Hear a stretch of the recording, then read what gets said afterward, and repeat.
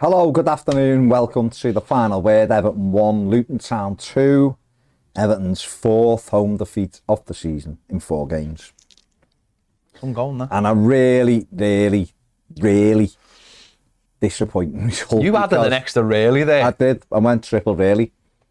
Because we just had 2 great away results and it felt like this was an opportunity for Sean Dyche to get his first back-to-back Premier League wins, but also a chance to build a little bit of momentum because we hadn't had it, and sadly, Jack, it didn't play out that way. No, it didn't. And me and Ped, we did the preview last week before the game, and we said this game's either going to show us, have we turned a corner? Was everything about the underlying numbers and everything, and the results will come? Was that true? Have we turned a corner and we're now going to get some decent results? Or is the way we play just more suited to being away from home? And unfortunately, it's the latter. And it does seem that the way we set up is not suited to playing at home, especially against teams that don't want the ball. And when it's left to us to actually break a team down, it's a very depressing, distraughting watch. I mean, you've invented the word distraughting. I like that. Is that not a word? Well, distraught is. I don't think distraughting is. But fair play to you. You've used it and you've said it, so it's out there. It's on camera now, so it's real. It's an awkward Liverpool thing. Yeah. Ped, I mean, Clearly.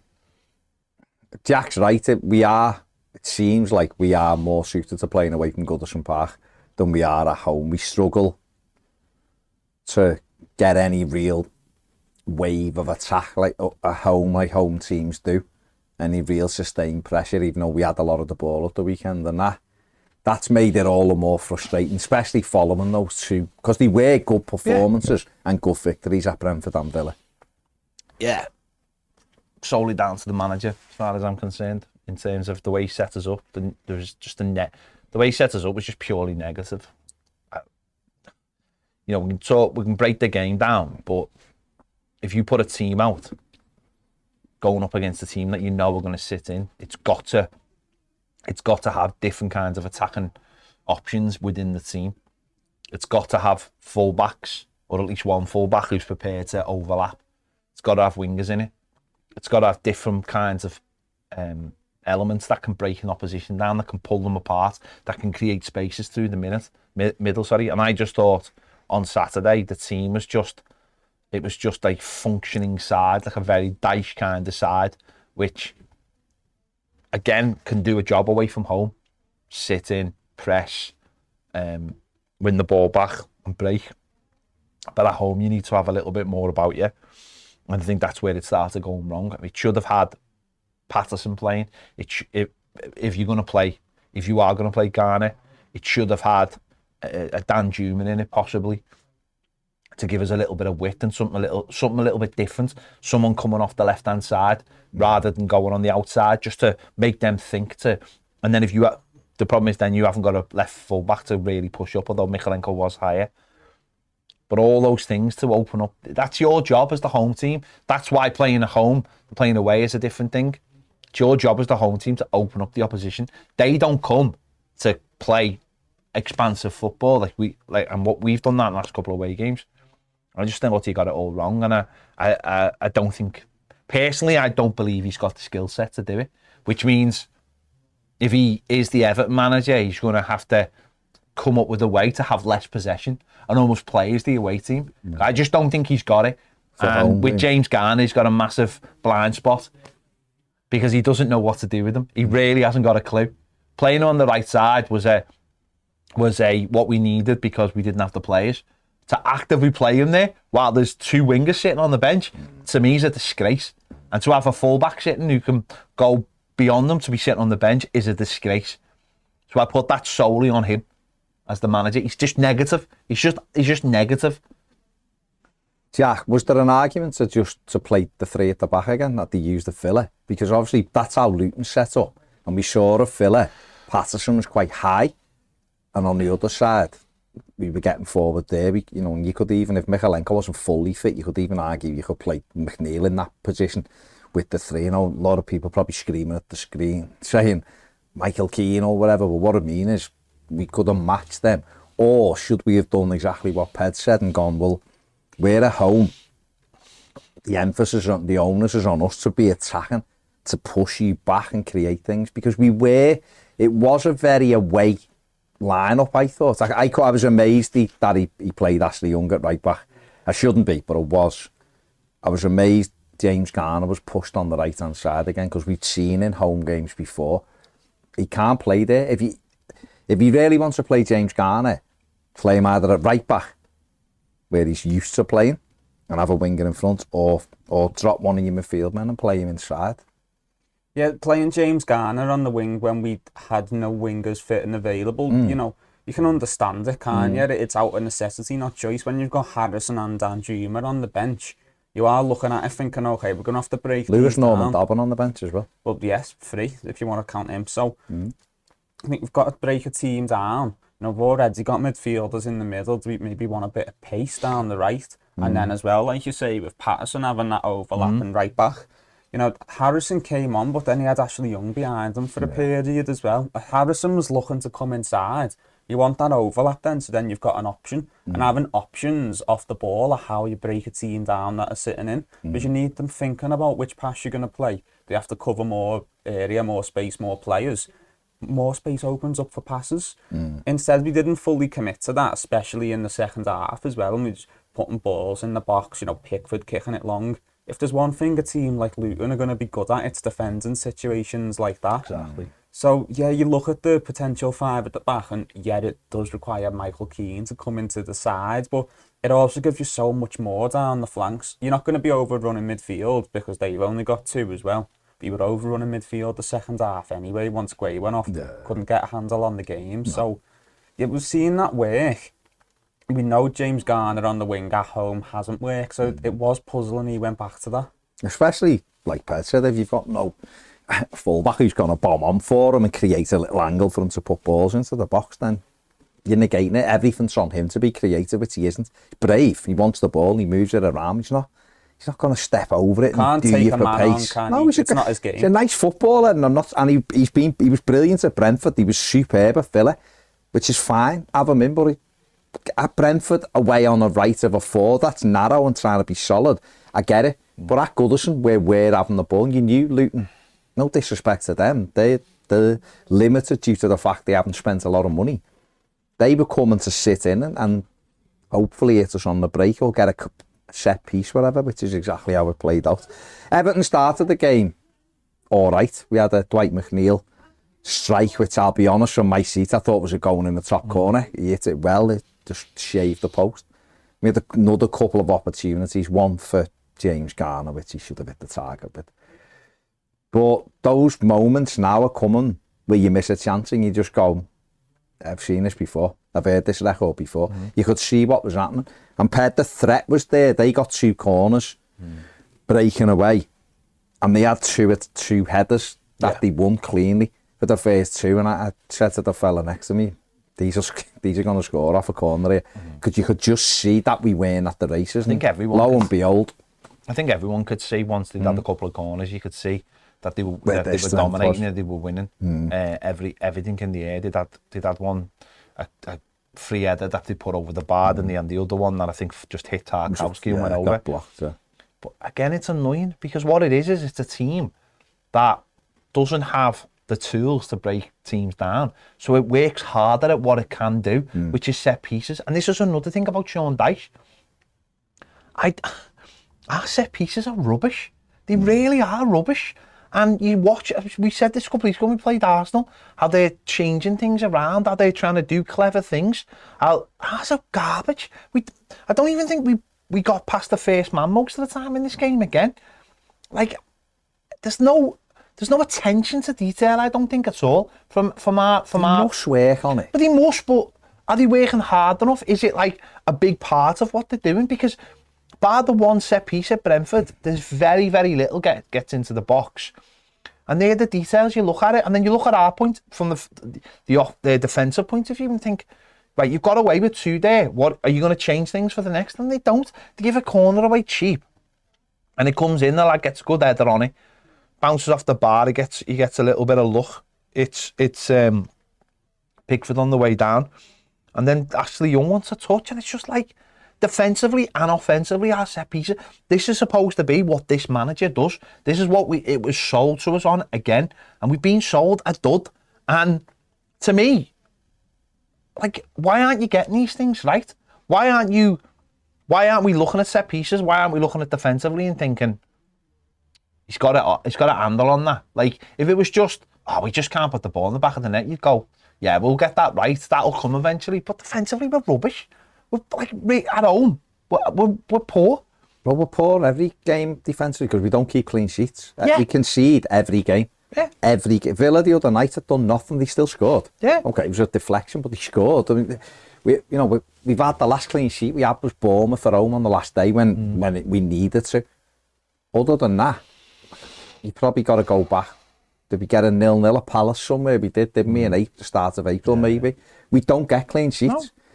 And that, again, I mean, Jack, just going back to the goal, we had the warnings off the first two. The lad runs, I've seen people blaming Branthwaite, but Branthwaite's got two he's engaged with. Morris comes off, Tarkowski reacts late, it's Eder, it's the bar. Why doesn't Ashley Young just try and stab it away? Why is he trying to take a touch of the ball on the goal line? It's frustrating when you have got to react quickly there, and if he just stabs it away out towards a throw, and we get set, don't we? An experienced player like Ashley Young, he's the last one you'd expect this from. Or so you'd think, wouldn't you? You'd think, okay, he knows. It's not like a young player who's not been in the game as long, he's never been in this situation before. Yeah. Ashley Young should know, just put this out first time. You can't stop it dead in that situation, because even if you manage to, they've got 7 men in the box. You're not going to be able to play out from the back here. We don't try and play out from the back anyway. Just get rid of it, regroup, get into some defensive shape again. Don't keep it in the box when they're swarming at you. Come and try and pressure and get the ball. We don't, and it leads to a goal. And yeah, it's frustrating. And you mentioned Branthwaite getting stick as well. I think it more comes down to how we set up for the set pieces, which for me, you said lack of attention to detail. I think as well, it's a lack of adaptability. We don't clock onto things in games. We don't see them and go, we're struggling with that, let's adapt, let's do something differently. It's not like Luton doing anything out of this world with their set pieces. They were just doubling up on the far side. Same thing for the second goal as well.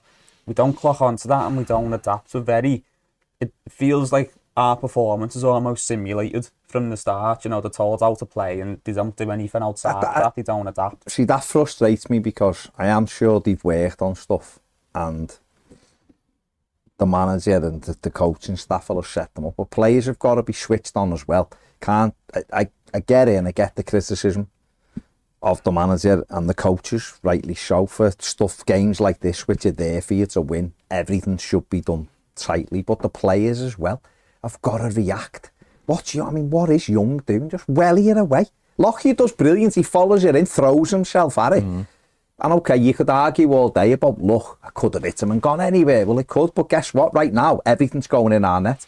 So don't give them the chance. Just web it away. Smash it anywhere and get reset. And then you deal with the next one. If Young just throws a foot at it, that goes out for a throw-in and we regroup. And then we can point fingers at who should have done what. But the players have got to be better. And then you get that feeling inside Goodison, the sinking feeling. After, 15 minutes or something, you're like, we're a goal down at home against these. These have done nothing. They looked very basic, to be fair. You could see what their game plan was, which is fine. Again, I'm not criticising them. They spent no money. And they've done brilliantly to be in the Premier League. But again, you're chasing a game, and Everton aren't very good at chasing games. And you absolutely can't give anything cheaply away. And we go and give a foul away. I think, was this the one that Onana won the ball? Well, no, but it started with Pickford, didn't it? Pickford kicked the ball up, and it was again, because we're messing about with it at the back. It all goes back to Pickford. Pickford just swings a left foot at it. It's a low one. Yeah. And it gets into, and then it's bouncing round. And Onana actually wins the ball. Yeah. But Tarkowski comes into the back. Oh, yeah. There's no need for it. Yeah. Onana's won the ball, but Tarkowski, I think, gives the ball away. But it was that nervousness again that the goal had created of like the team don't know how to just settle down and go. It wasn't like the crowd, but I mean, yes, the goal goes in and people are frustrated, but that was quiet again straight away. Yeah. But there is you've seen after both goals, there's a nervousness that comes, but the players are just like, there's no control. Said this all the time about Goodison. The players don't have control of the situation, so they're all running in and running around. Go, I'll just have to hit him, won't I? Like trying to make it amends for something. Tarkowski does it all the time, and you're looking at it thinking, what are you doing? You give it, and then they just give it cheap following. So it's like that's exactly what these want. Yeah, let's have. I mean, we've got the way they're set up for the second goal in. You can see. That. The ball hasn't gone, but you can see now. How does that happen? Morris is just on his own now. Dwight McNeil's just in the middle of a couple. You can see there's 3 Everton players there in the middle of the D. The core, you can see them there. Dom and Tarkowski not marking anyone. Branthwaite's got someone by him. Michalenko's got 2. You take it on 1. Like he should be screaming for McNeil to drop in. Morris has got the run on him, he's circled here, and then you're in massive trouble now, aren't you? Take it on again. Morris just side foots it, and on again. It's in the back of Pickford's net. And, you know, you're behind, and that's it. And you've left the centre forward, who's probably the most skillful player that you've got in that position to half volley it into the back of the net. Instead of going, I have to mark the 9. He's the most dangerous player on the pitch because he's their best player. So drag someone over to mark the lad who doesn't actually run. There's 7, doesn't even make it run. He just stands still. But Michalenko's gone to mark him instead of picking the 9 up. And they must have worked on that this week. And if they haven't, it's really poor. But Everton might have worked on that. But it's still up to players, though, to look and go, I have 2 men. Right. Someone coming here. Do you know what I mean? And that to me is so basic. It was the only way they look like scoring a goal. And half an hour in, and I think it's the earliest the promoted side's ever been 2 up against Everton. I think it's seen one of the stats. And you're 2-0 down. Yeah, embarrassing isn't even the word, is it? You know, I know the manager will have his system and what he wants to defend set pieces, and the players might not want to deviate from that too much. But you've got 3 players in the middle who aren't accounting for anything. You've got 2 on the other side, one of our players dealing with them. One of them's their number 9 who scored 20 goals for them last season. And he's got 2 this season. He's not a great player, but he's good in the air. We said this again on the preview. He's not a great player, but just don't switch off against him because he's got a bit of power and speed, and he's good in the air, so he can get the better of you in that way. On his own, 1 man accounting for 2 players, he was always going to get his opportunity. That was it. And side footer in, and you're 2-0 down after half an hour, and it's here we go again at Goodison against the team that. But again, no, you look at that, and you look at the way we've set up, and it's again, I can't sit here and say, well, that. Who knows if they worked on that all week? Is that what they're trying to do? If they put 2 men in there because they don't expect, because they've looked at like the probabilities of you know, Michalenko being on 2 players there. What are the probabilities of that ending the way it is? But Michalenko doesn't react or can't react quick enough, and you've left them, as you said, you've left their best forward in a position to score. If it falls to someone else, it doesn't finish that. But how can that happen? How can that happen with 1 ball? There's nothing clever about the ball. No, it's an angled ball. Nothing clever about it. It's an angled ball. And a centre forward found himself marked at the, like, you know, 12 yards out on an angle. It's like, how can that happen? If you're supposed to be this master tactician or defensive coach or whatever, and if you're supposed to be Premier League players, how do you allow that to happen at home when you've surely got to say, well, 1-0 down. This is going to be, we know these are going to be good set pieces. Let's make sure that we just get everyone marked. Don't give them and for the next 10 minutes, for the next 10 minutes, we just get ourselves back in this game. There's loads of time to go, and we just don't give anything. And we set up like robots, like they've probably been looking at it all week. There's no, and then Michalenko, again, I can't say whether that's supposed to happen or not, but if it's not, then why isn't Michalenko screaming at the next person along and dragging someone back? It's not like it happens in a split second. You sure shuffle over one. I just stuff like that to me is unforgivable. People might look on and go, that's well worked, or it's not. It's a basic ball. It can't be well worked if your centre forwards unmarked. Yeah. It can't be well worked. You can put a ball in a zone. Why isn't there It's not well worked. Well, why isn't like the manager said, you know, this fella's a big look. I mean, the lad probably give Branthwaite one of his hardest days. Proper old school centre forward who put himself about, fair play to him, got his goal, caused havoc from the first goal, and that'll teach Branthwaite the other side of the game. Of course it will. It's not about playing silky plays every week. Sometimes you've got to know the other side of the game. So that'll serve him well. But surely the manager looks at it, or whoever looks at it before the game and says, right, we've got a set piece. Who's our best header of the ball? Tarkowski. You stick with him all the time. So everyone else, you know that's his man all the time. It's they're the fine margins, they're the details. They're the details that the manager and the coaches have got to get right. And I wouldn't even say that's that fine of a detail. No. Because you go, who's their biggest threat from a set piece? That big 6'3" striker who gets a few goals. Yeah, let's account for him. Yeah, that's like what I don't understand. And again, it's not, people will look at it and think, it's not Sunday League.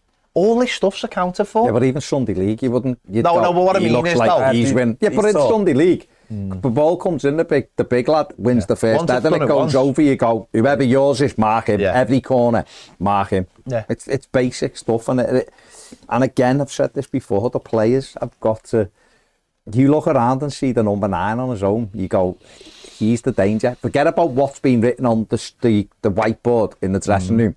He's the threat. I'll deal with the threat first. The biggest threat is surely the most skillful player. That should be on the whiteboard all week, shouldn't it? Well, no, exactly what I'm saying. If you look around, if I'm Mikalenko, I'm thinking, am I marking this winger who's not really likely to run in and cause me any danger, or am I picking the 9 up and telling someone this fella's free?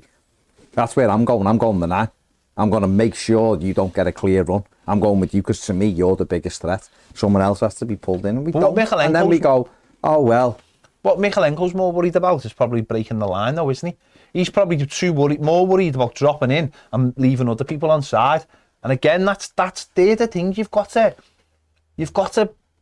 account for that kind of thing by having men marked up. And they're saying you will have different situations during the game, but if you've just conceded and you know that's their strong point, you just say, lads, for 10 minutes we do not concede another goal. I know it sounds easier said than done, but off set pieces it is. At least just cover the most obvious bases. Yeah. They make it more complicated than it needs to be. No, it's basic, and it's not as if Luton, again, they weren't Man City, were they? They weren't pulling us all over the place and dragging us out and playing triangles. They weren't, were they? It just wasn't like that. And Everton should have been able to cope. We got back on the front foot a little bit. James Garner should have scored, in my opinion, with the header. He hit the crossbar, should have hit the target. Got in another couple of times. Onana's bent one wide. But again, our final ball, when we get into the right areas, final ball's terrible. Just like tossing balls into, like floating the field, floating crosses in, which their centre-backs are heading away. You know, Dom got across one of them once and headed it wide. And that's all we've got to offer. And then we do get a goal. You know, ball into the box, good run by Onana. Keeper makes a block, the Corey's in there. Dom scrambles it home. They even took the joy out of that for us, VAR. We had to wait 3.5 minutes before they couldn't find a way they could disallow it, so they had to give it. And we were back in. And then we had a half chance straight away, which James Garner volleyed the shot against the legs. But even that was the opportunity. They were just kicking it anyway. They looked like their heads had gone. That intensity should have been ramped up like it was at Villa and Brentford there, and really gone for them and got shots in and everything. And we didn't. We done that thing of... We had that one, the ball come in, it got knocked down, Garner volleyed it got blocked, it come out, and we turned and moved the ball back to the halfway line, and then back to Pickford. Instead of someone getting it and going, we're going back this way, we go the other way. And they just reset, and then off we go again. And then eventually it's tossed up and the goalkeeper comes and claims it. And like, this isn't training ground stuff, this. That can't be what you work on. No. So you're either, the players are at fault, and that's about bravery. So then that's up to the manager to absolutely get them sorted at half time, so they come out like lunatics, or it's the manager's tactics. So it's one or the other. It's nobody else's. It's certainly not the 37,000 Evertonians in the ground who some people on Twitter want to blame for Everton's demise, which is berserk. But there you go, each to their own. But there was just nothing, Jack, up to half time after that one attempt by Garner. We just allowed the 6 minutes or whatever it was to just peter away. No, and if you're in Luton's position, you're thinking, okay, with the injury time included, we, meaning Luton, we've got an hour here, basically, with our backs against the wall. These coming at us fast, trying to score. You know, they say 2-0's a dangerous lead for those reasons, because you get one back and the makeup of the game's changed, isn't it? And the intensity was took right out simply by, in my opinion, us not having a plan on the ball. Because, like I say, or bravery from players. Well, probably both, definitely. But like you say, I don't think what we did, the situation just describes with going back to Pickford and then it's in the air and the keeper claims it. I don't think that was probably our exact plan. But I think whatever our plan was probably wasn't much more developed than that. Because it's a consistency with Sean Dyche teams. They don't like having the ball. Yeah. Like I mentioned before, over this season and last all of his games with Burnley, a Sean Dyche team has won one game where they've had more possession. And there was the 1-0 against Leeds as well. That was 50-50, if you want to count that. Okay. It weren't uncommon for his Burnley team to have a decent amount of possession. It was uncommon for them to win if they did. Okay. Very little plan on the ball, and that's shown especially through the second half as well. Because well, what do you say, Jack, when people who are listening to this will go, Everton aren't good enough to have the ball, Everton are crap? Because I see it from people go, what do you expect? Our players are crap. And you're like, well, we keep buying 6 players, so we're always buying crap players. Fair enough, if that's your opinion of it. A lot of people were quite happy with the players we bought in the summer and brought in. But what do you say to that then? Do you believe all this squad can do is kick the ball high in the air and win a header? No. Or do you think they're more capable of playing a different way? We're not good enough to be 2010 Barcelona, but that's not what I'm asking for. I'm not saying we have to be a side. That's amazing. Good enough on to the be ball. 2023 Barcelona. Not good enough to be 2010 Everton. No, we're not. Let's have a bit of a plan on the ball. That's all I'm asking for. I'm not asking for us to be 75% possession every game and to enjoy the ball, all that stuff. Just have a plan, be able to pull off a quick few passes in succession with players moving off the ball and different options for the man on the ball. Just to split a midfield Jack, open. You're absolutely right. You've hit the nail on the head, right? The manager's job, and I can't reiterate this enough, the manager's job and the coach's job is to improve your players. It's to take players and make them better. It's to take rough diamonds if you haven't got money and make them better. Now, of course, that doesn't happen overnight. But this idea of you can only play football one way is nonsense. Now, my biggest issue with Sean Dyche is just the pure negativity we see at home. And I know people go, well, we're not negative because we have this many chances, or we do that, or we, how can you say that when we should have won this game and should have won that game? But he sets them up in a way that doesn't allow. So in this game, for instance, right, you can say, well, we had this many efforts, but you can say, but look at the way we set up. We didn't play with a right back who's an attacking right back. We didn't play with wingers. So what we actually did was limited our chances. And what you're saying exactly right.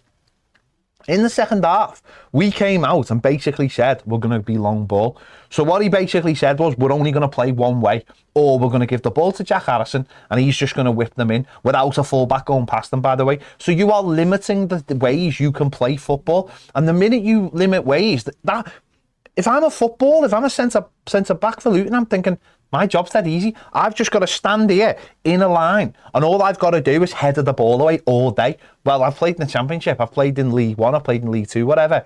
That's not difficult. What good teams do is they go long, they go short, they go wide, they go through the middle, and they have different patterns of play. We've heard people laugh going, well, Arteta changes his formation 47 times a game or whatever. You know why he does that? He does that because it doesn't allow the opposition to get a handle on what they're doing. So he keeps on changing it. 1 minute there's a player playing left back. Next one he's playing right midfield. He's somehow changing goalkeepers during games. That's inventing new ways to beat teams. We've got a manager who's a dinosaur. It's as simple as that. We've got a dinosaur. Now that's sound, right? If you are playing the dinosaur football and it works, I've got no problem with that. I've got no problem. If every home game we were absolutely watertight at the back and we had a way of playing that was working, I've got no problem with that. Football doesn't need to be played one way or another, but it has to be played to be won. You have to set a team up where if something isn't working, you can look at something else. And quite frankly, this manager doesn't have that. He just doesn't. So second half, he sends them out, he puts the Corey up front and he puts a winger on, he puts Garner in the middle. And it was worse than the first half. It really was. It was much worse than the first half. We took Garner off, Patricia Garner-Gay, who See, I keep seeing people get him out the team. He's awful. He had 45 touches in the first half, won all of his tackles, got the ball back more than anybody else at the 94%, oh sorry, 80, it wasn't 94 this time, it was 86% passing accuracy. People talk about him as if he's dreadful, and yet he knits the whole midfield together. He's the only one who starts us He's forward. the only one who moves forward with the ball. And that's fine if you don't like him, it's fine. James Garner was really poor on Saturday, like really poor. Yeah, he was worse in the middle than he was out wide. And I like James Garner, I think he's a cracking little player.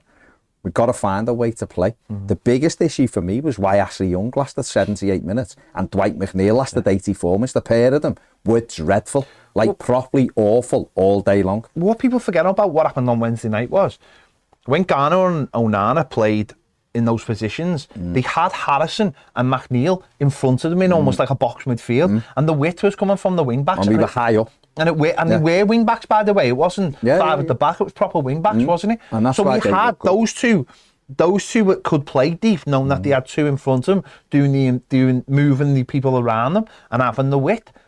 On Saturday in the second half, James Garner and Onana just sat in the centre circle for the entire second half, and it meant their midfield could go right up against them.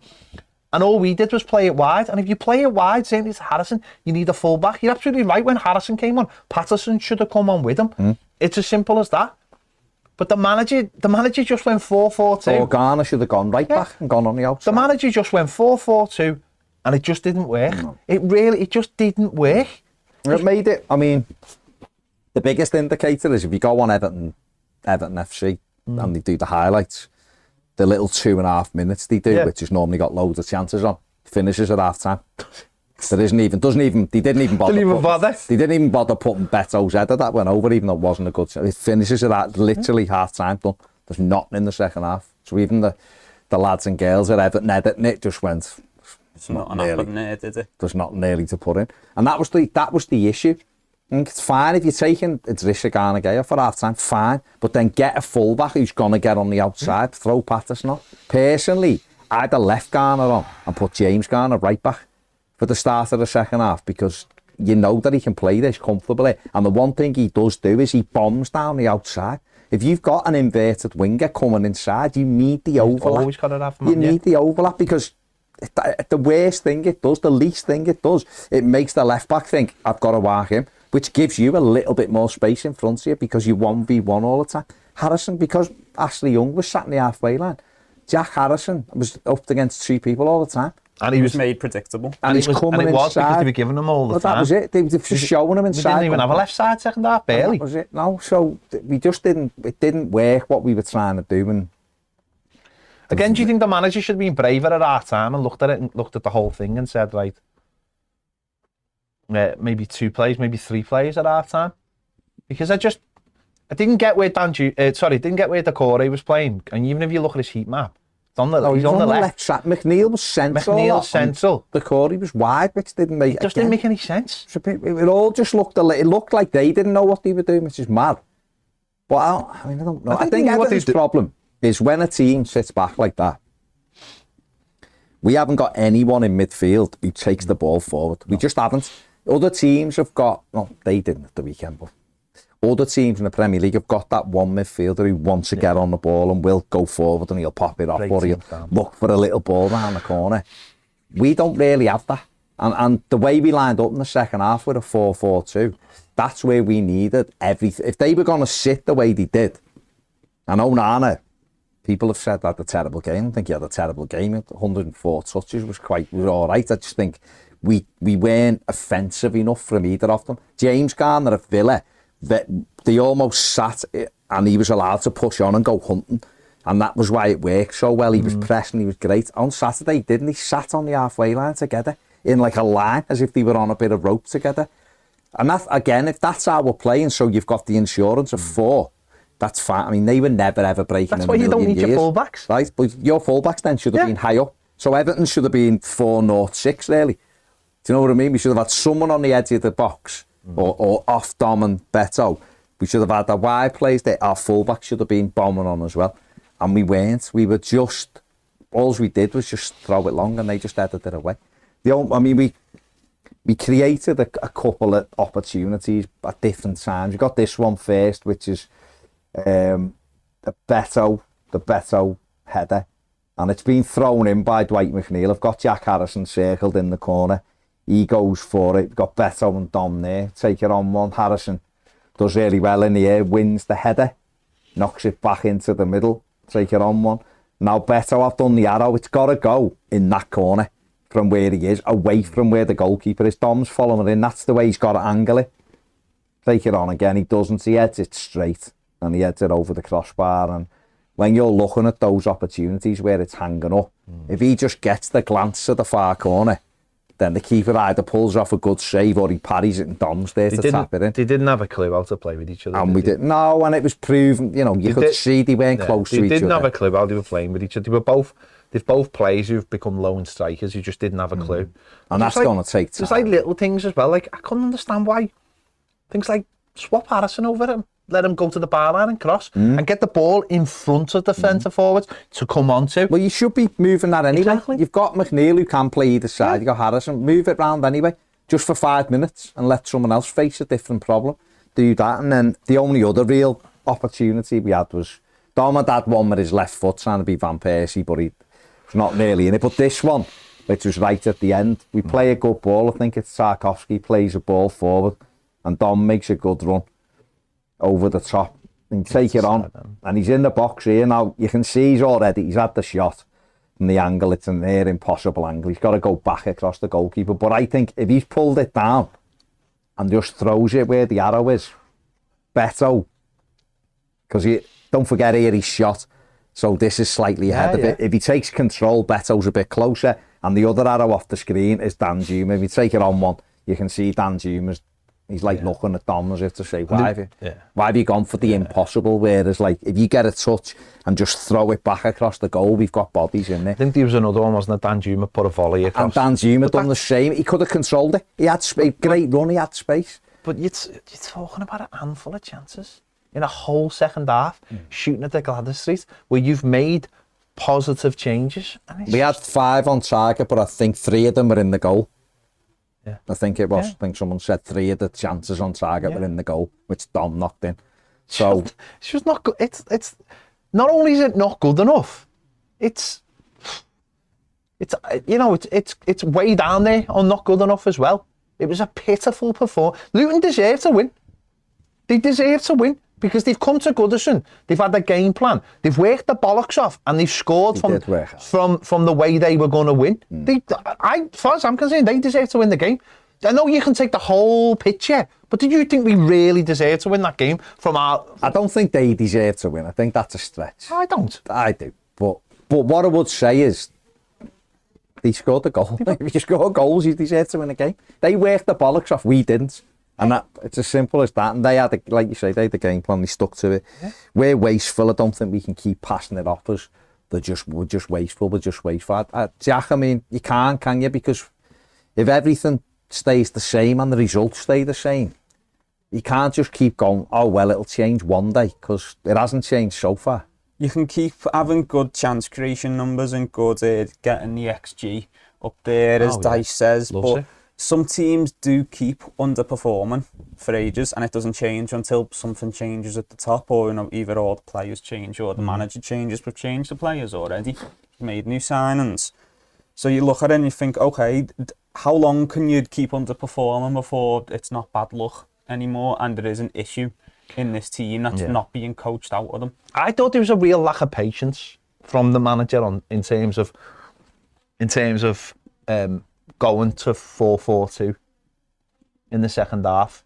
I didn't think it really needed to happen so early. I thought if you change with Harrison coming on, I think if we brought Patterson on as well, I think if we'd kept doing what we were doing in the first half, we would have made chances. I think the minute we went to 4-4-2, I think that suited Luton over us, and I think taking a Disagana Gay off helped as well. I just thought that lack of patience so early on, because, like, to me, going to 4-4-2 that quickly was just a sign of desperation. A panic move. It was a panic move. I think if we changed the players rather than changing the formation, I think we would have created more chances, better chances than what we created going 4-4-2. I know that's what everyone wants to, like, want to see Beto and Dom play together, but style, you know, just going long against the team like Luton it's not gonna rock their world, is it? You know, Nothing they've not seen before. These teams, they're gonna be more worried about teams that try and open them up. And I think you've got to be more patient in your build-up. But it's how you build up, of course. And the way we built up in the first half wasn't great. But having Harrison on there with Patterson and being like, well, we don't, like you said before, we don't need full-back sitting. Like, you know, Michalenko did get forward, you know, again, but you didn't need people sitting back. It just didn't make any sense. They've got every man back. We could have had both centre-backs and Onana sitting in front of them. Yeah. And that's your three, They were never running us. No, ever. That's your three, isn't it? And I just think he was too quick to go to 4-4-2. I'll be honest. I'm not going to sit here and rewrite. At the time, I thought fair enough he's putting Dom on, he's trying to get strikers up. The problem I had was we didn't stretch the game. We didn't get players wide. It was too easy to just get it to Tarkovsky and then to angle those long balls, you know, for a knockdown.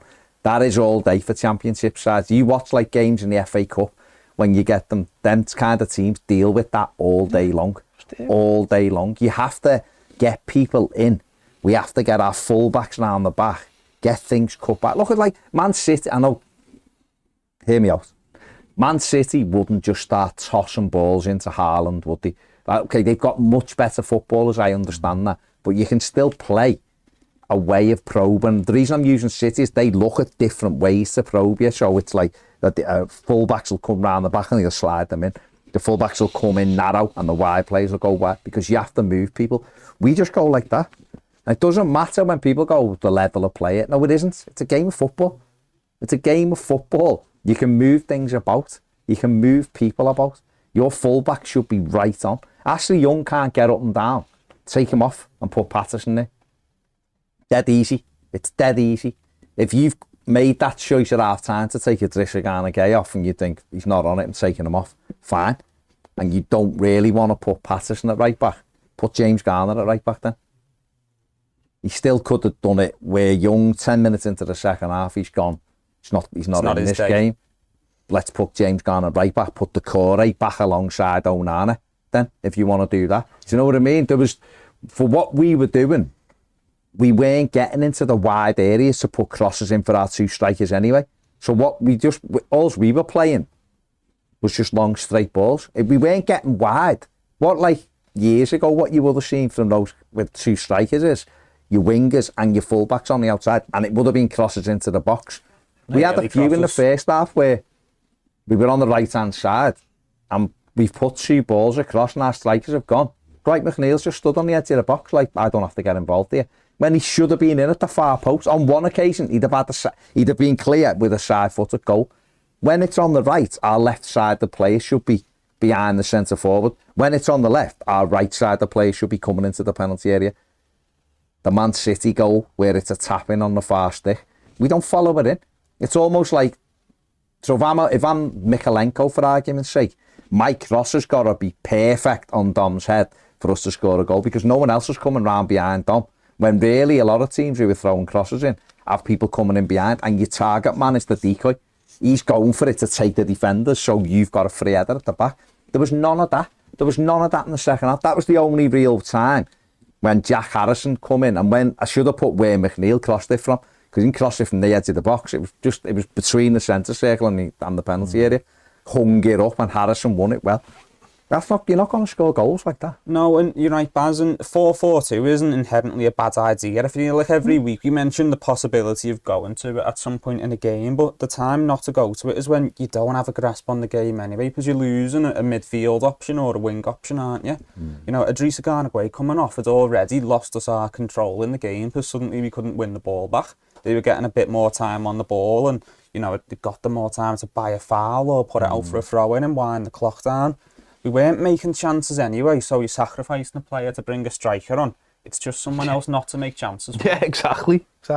Don't say it better myself. So it's so frustrating because, like I said, Luton didn't have to be amazing to win the game. They just done what they were set to do. They exploited some very obvious errors. Yeah, exactly, and they stuck it in. And the big thing now is obviously there's Bournemouth this weekend. Manager's got to come up with a way, or the players themselves have got to come up with how to win games at home. It's not the same as going away. I'd be more confident this Saturday if it was Bournemouth away. I'd be more confident we were going to go there and give them a game, score goals, even though we've got a terrible record down there. But I'd be more confident in Sean Dyche and Everton going and getting a result this weekend than I am at Goodison. And that's a joke of a thing to say. This team is not good enough at the moment that we can just guarantee we'll win home games, because we've lost 7 of the last 8 at home, which is awful. Apparently we've lost 13 of the last 19 home games, and that is just sickening as an Evertonian, because we were always built on our home form.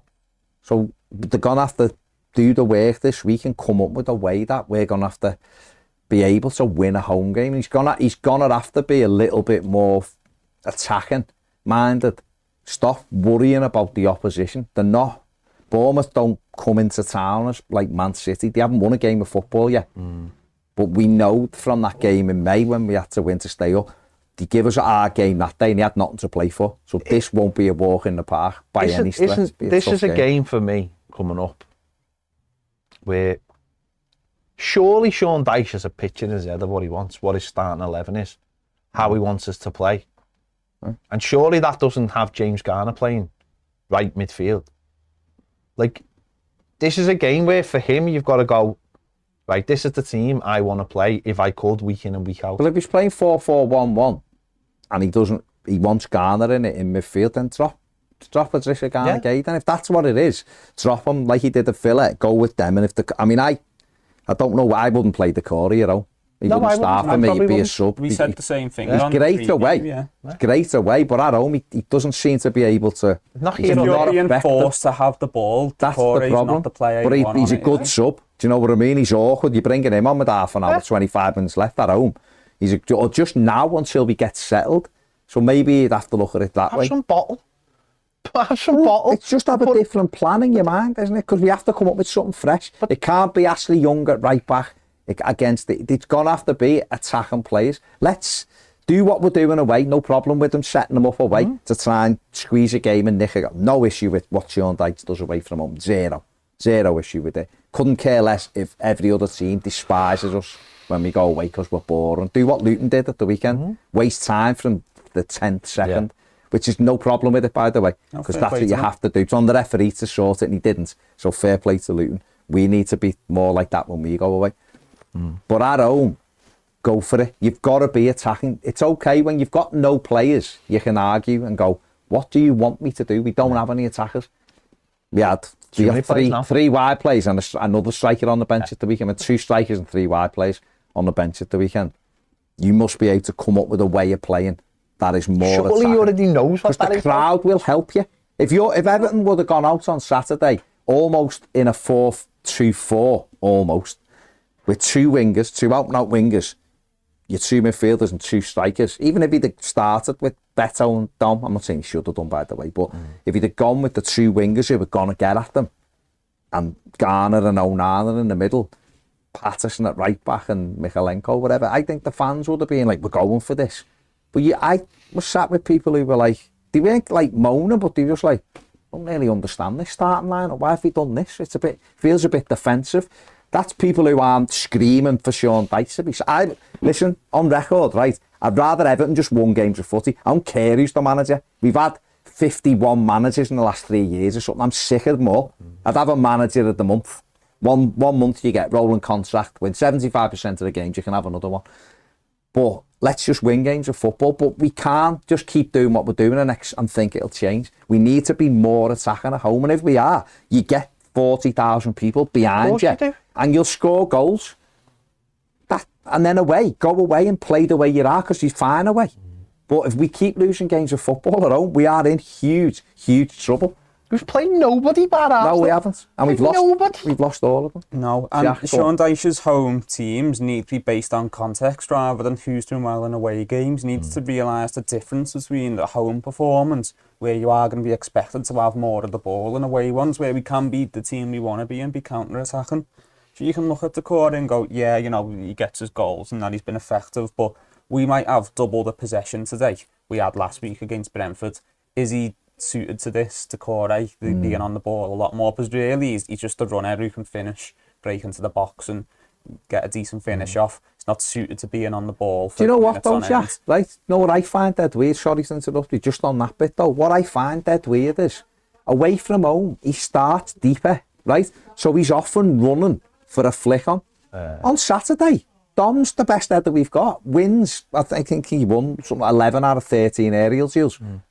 I never once seen Decore trying to run beyond them for a flick on. Never once. He was just hanging back, or he was square of him and wasn't close to him. So it's like, well, what are you doing then? Because you're not doing, like when we had Tim Cahill, Timmy would time his run. Yeah. He'd be on to flick-ons, or he'd be the one going for the aerial, or he'd be waiting for the knockdown. Decore's just, like you've said at the weekend, he was on the left, like as if he was a left winger. McNeil was in them. It's all of that. Get that sorted, isn't it? To come up with a way of playing at Gooders. Yeah, because if the players don't understand the role, then what are they meant to do? They all need to understand each other's role so they know where the pass is, who's making the run. They don't understand it themselves because Decore's on the left for some reason. No one knows who's out there for the quick first time pass to try and stretch a team, and that's where we struggled, isn't it? And at home, I think you've got to play attack and fullback. Unless you're playing like Man City, I get it.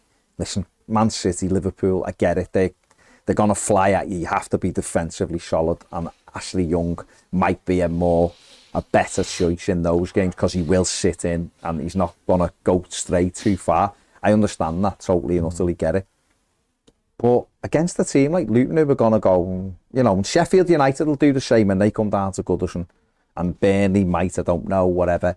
They'll come Bournemouth at the weekend. I'm not sure, I haven't watched a lot of them under Iraola, but they've not won a game yet. They might come and sit and go, let's feel these out. I don't know. They might be more but open. They're not going to be like that. No, they won't be the way Luton did. But what we have to do is we have to have brave fullbacks then who are playing so high up the pitch that we are stretching the pitch so that we can get in them zones to put balls in for Dom or balls in for Beto and for other people arriving, because if you just formulaic and you just set out in your 4-4-2 and then you're just hitting vertical balls, then they're just going to head it away.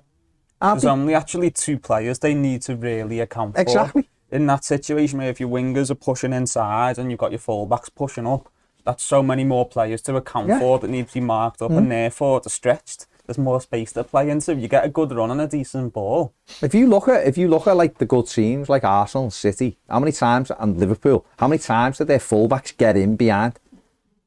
And it's not routine though, isn't it? Yeah, but it's not even as if it's like you look and go, oh my God, that was how did he work that? He literally, it's a 1-2. You knock it in and go and you just go, yeah. Half of the modern game, we've seen it for ages. That's simple. We've never ever been the same since we lost Seamus and Dean on one side. We've just never been the same. Seamus Coleman's still our best fullback. Doesn't matter what anyone says, it's just true. We've got fullbacks who can't do the job. Mikalenko's good defensively, he's all right defensively, but he can't attack. Until people wake up to that fact, until someone at Everton wakes up to that fact, that you have to have fullbacks as your width.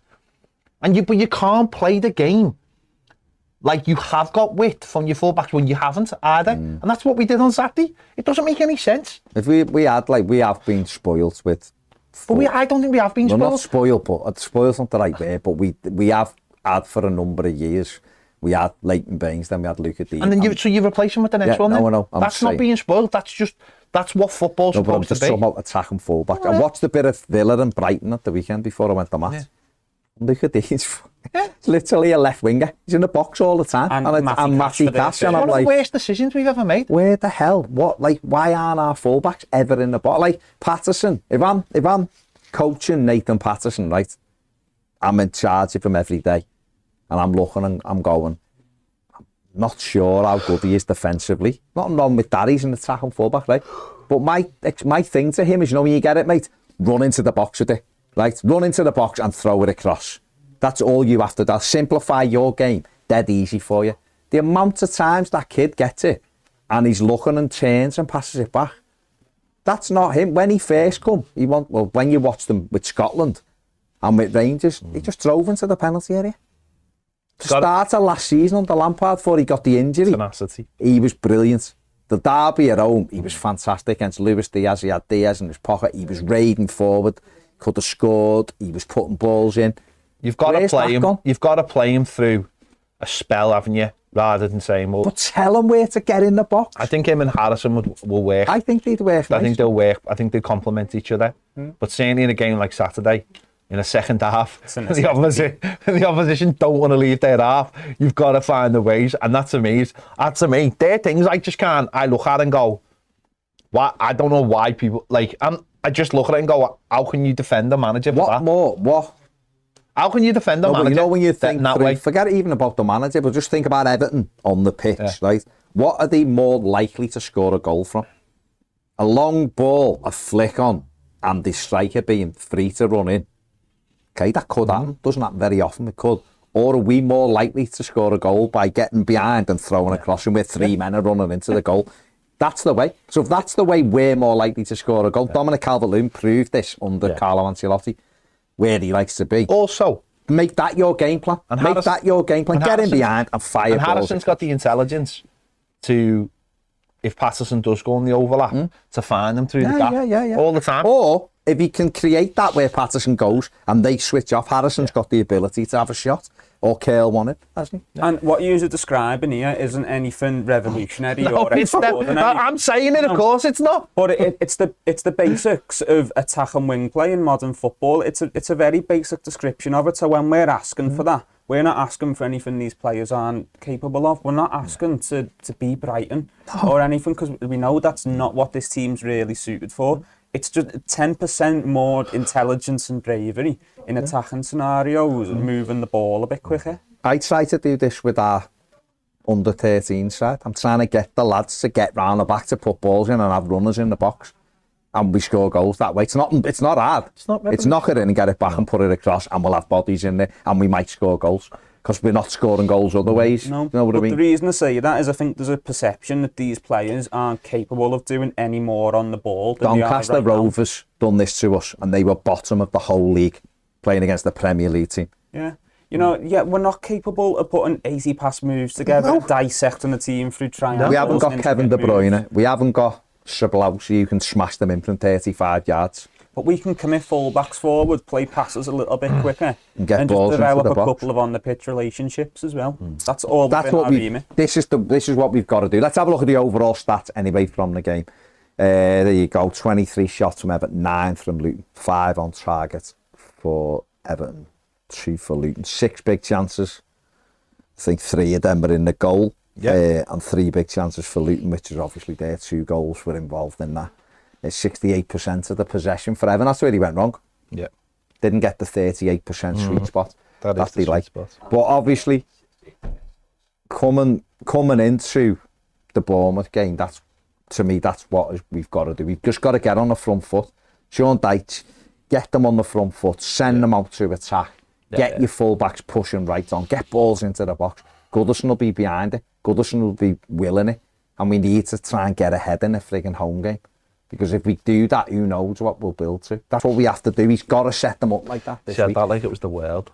And these players have got to, honest to God, these players have got to take bleeding responsibility as well. Forget who's even, whether you like the manager or you don't, or whatever, you have to take responsibility and you cross that white line. If someone is free on their own, go and mark them, for Christ's sake. Sort it out at half time in the dressing room or whatever, or at the end, but do the job. Deal with the danger first, then point the finger at other people, because we cannot continue to lose home matches. Right, let's leave it there. Let us know what you think in the comments section below. We're about to carry on over on Toffee TV Premier. If you want to join that, the link's in the description and the QR code will be on the screen now. See you later.